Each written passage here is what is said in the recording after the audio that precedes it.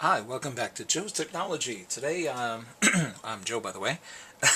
I'm putting together an Intel i3-4150 computer. In my last video, I demonstrated putting in all the little cables here, and of course Murphy's Law was in full effect, so just as I was putting in the last one, the camera cut out. What can you do? Oh well. Now, previously we were looking at these cables, and we mentioned that one of them is silk screened and, whoops, here, let me get it in the frame, marked as USB, and the other one I wasn't sure about. Well, you turn it around, and sure enough, it's an HD audio cable. So that will go onto the motherboard. It's labeled here as front panel audio, and it has a pin blocked off, so you can only put it in one way. You can't get this one wrong. So it only goes in the way it's supposed to. And this will put audio out the front panel speaker. So, you know, system beeps, error beeps, that kind of stuff is what this will do. Okay, and so then the last thing is that we have some front USB. So again, we look and there is a, let me get the picture. There's a pin blocked off, so you can't plug this in wrong. You simply look on the USB and it says front USB 1 and 2. In this case, there is more USB available from the motherboard than this case has available, but that's okay. We're not worried about it. There's plenty of USB ports on the back to make up for the fact that it doesn't have as many in the front. Okay, so the USB is now plugged in. All that we have left here is a Molex power cable, and this is used for powering the rear case fan. So we'll go ahead and plug that in as we add the power supply. In fact, the power supply is what's up next. If you saw the earlier unboxing video, I put it back in the box just for safekeeping until I was ready to install it. Today's power supply is a Corsair CX500. I wanted to make sure that there was plenty of power for what this computer was going to be doing, which is gaming. And I'm going to put a nice little GPU in it, and so 500 watts I felt was a must. So here we have the CX500. This is a non-modular power supply, so that means that all the cables are here in one big bundle. Joy of joys. Oh well, no big deal. So step one is there's all this stuff is twist tied together. So get the twist tie off. Whoops, don't lose the silica gel pack. If you have small animals in your household and they find those things, they will eat them. And then it'll be time to shop for a new animal. So you want to do that. Alright, so we have our cables undone, and it's a bit of a mess. It might be handy to have a few zip ties available so that you'll be able to put these together in some kind of semblance of order. Now, since this case is designed to be able to allow the power supply to vent out the bottom, I'll go ahead and put it fan side down. Oh, remember to take the plastic off the pretty Corsair logo. I mentioned this in some of my other videos. Corsair is very proud of their logos, and they always put this plastic on their shiny logos. But if you forget it, you could be sorry if this stuff melts. Oh, there we go. So it's nice and shiny. Now, the way this case is designed, the power supply simply sits in the bottom. So as you can see, the power supply just fits down there. Whoops, you know what? Maybe we can pan down just a little bit so we can see the action.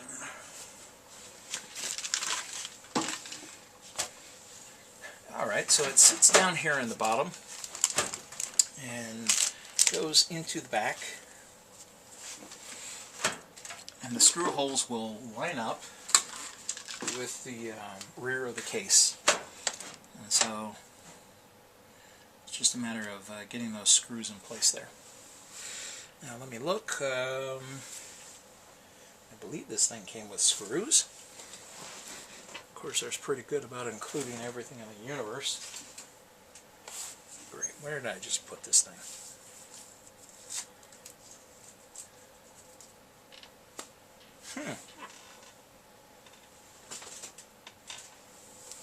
just took it out of the box. There's the box. Oh, here it is, bag of screws. Alright, so look for this bag here if you have one of these, and as you see, it includes zip ties and it includes screws. These screws are specifically made to be able to fit the threads on the CX500. So here, we'll just turn the case a little bit so we can see better.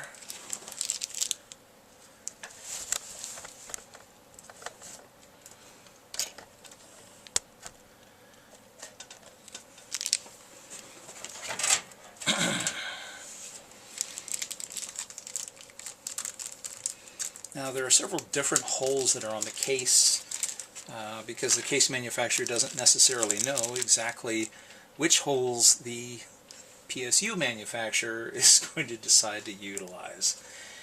Guys, why is it so difficult to agree on where the holes go for a PSU? But I don't know, but for some reason it is. So again, since I'm doing this single-handedly, I use my favorite little tool here to get these started. That way I can hold the PSU in place, pick an appropriate little section here, and get the screws started.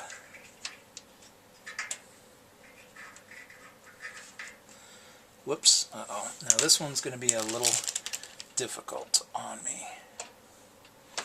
Again, crud. Well, you know what, that's right, I forgot this is a magnetically tipped screwdriver. The magnet's not enough to hurt anything, so you can use these. They come in handy.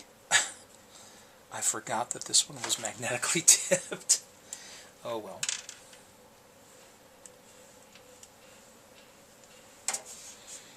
So hold it in place, pick our hole, and get it started. As I mentioned before, we don't want to finish it off. We just want to get them in there, get them in place, and that way we can see where we're going. As a matter of fact, you know what? Because it's a black case, a black PSU, I'm having trouble seeing where things go. It's always handy to have a flashlight available so you can see where you're screwing things.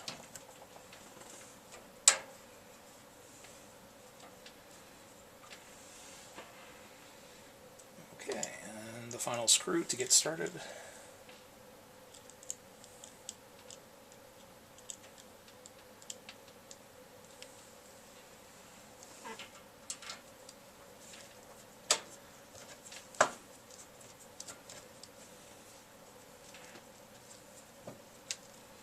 Okay, great.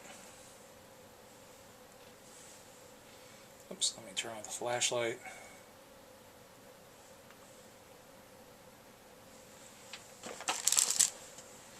So now that all the screws are in place, we can hold the PSU firmly so that we make sure that it's up against the back of the case and start to get these in here really good.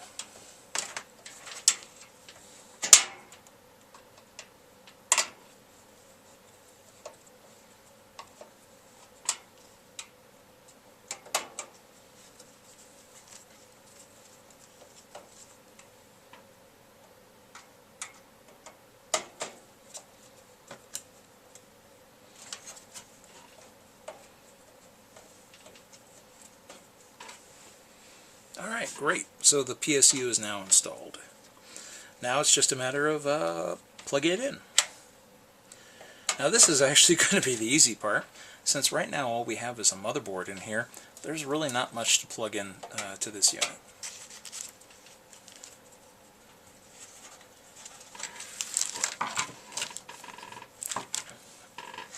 Okay, so let's get that out of the way. Silly thing.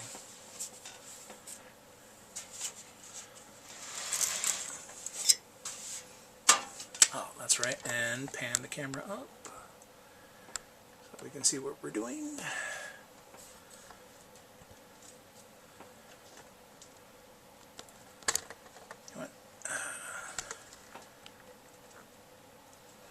There we go. I just have to adjust the tripod here.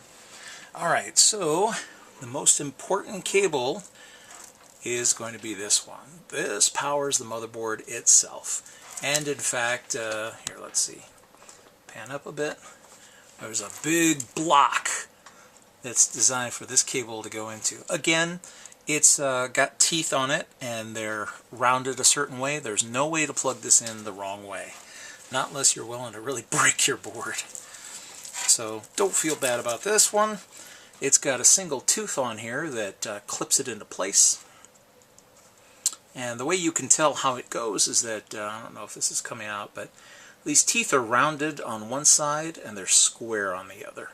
So you just look and say, oh, well, if the rounded side is this way, then it goes in this way. And it only fits one way, so if it goes in there, you've got it right. Push till you hear a click. Well, we should hear a click. Come on.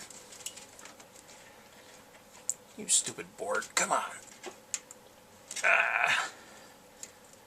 No click today. Okay, well, alright. Older boards were a little snappier. Well, or PSUs, I should say. And you would hear a very distinctive click. But once it's on there and it doesn't want to come off, well, it's clicked into place. So presto, the board has power. And that's pretty much it for plug into the board. What are all these cables for? Well, this will be for things like hard drives, CD-ROM drives, and if you need it to a GPU. Although the, well, that's true. You know what? As a matter of fact, the GPU that I'm going to put in here is going to require these cables, and we'll see that here in just a moment.